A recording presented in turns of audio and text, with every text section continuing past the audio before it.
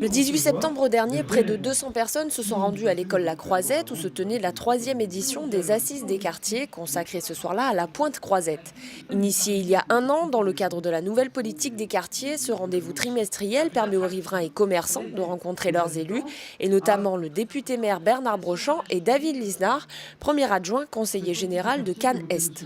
Les habitants nous alertent sur des éléments que nous ne voyons pas forcément même lorsque l'on quadrille à pied la ville et que l'on essaie d'être proactif.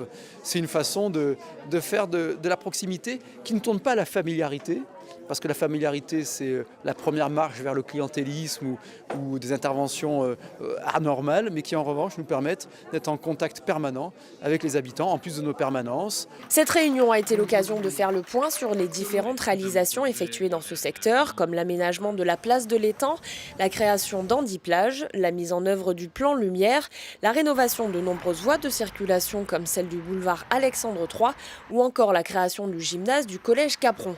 Autant de mesures qui ont amélioré le cadre de vie des Cannois.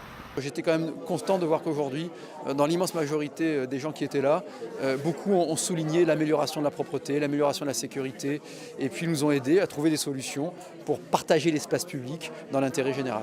Les projets à venir ont également été évoqués, notamment le réaménagement du parking Palm Beach ou la mise en circulation dans le quartier avant la fin de l'année d'une navette de type Hello, mesure très populaire parmi les participants.